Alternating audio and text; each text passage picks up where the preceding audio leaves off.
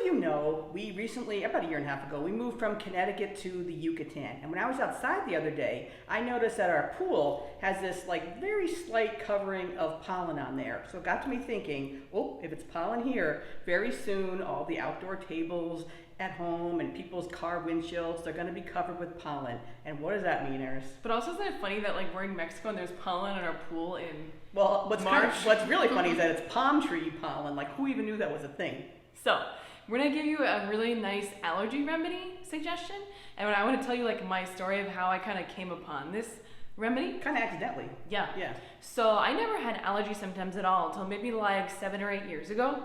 And then one fall, I started getting the classic allergy symptoms, you know, like the sore throat, the like runny nose, the watery eyes, just like feeling really uncomfortable. And I never felt it before, and I was like, this is so weird. Like, why did this come about?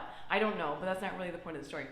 So then I started making myself an herbal tea, and I kind of like forgot about my allergy symptoms, and it was like winter. So I was drinking this herbal tea every day, just as like a natural, you know, like vitamin and mineral tonic herb tea that I would drink every day. So then when it came to be spring and everyone started getting their allergy symptoms and I was fine, I was like, that's really weird. Like, what am I doing differently that these other people aren't doing? And that's different from last fall. And then I was like, oh, of course, in my nice little herbal tea that I was drinking every day, a major ingredient was nettle. So nettle is a really, really great antihistamine, natural antihistamine, and can help with allergy symptoms. And for me, like, I'm not exaggerating, I'm not lying, like, it really got rid of all of my symptoms at all, and I haven't had any allergies since then. So I highly recommend trying it. But you really have to, like, give it a chance to start working. Don't wait until allergy season is already, like, in full-blown like craziness. we don't take this stuff, but I think like what Sudafed or Claritin, or I don't even know what some of these things are called. You know how I think you take those things and then they suddenly start working immediately. You have to start taking nettle. How early ahead of time, Eris? I would say give it at least 6 to 8 weeks. Longer is better, definitely, but like now is the perfect time to start taking it.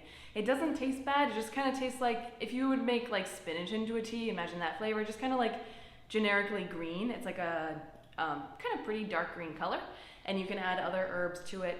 Or and you're not going to feel all drugged up and crummy, which is how I imagine you would feel from Sudafed or Claritin. The other thing you might want to include when you're making the tea, you might want to, really good idea, get yourself some local honey. And why would that be a good idea? So that's a good idea because local honey is made by local bees, which are collecting local pollen. So by ingesting a little bit of that honey every day, you're like kind of naturally inoculating yourself against having allergy symptoms.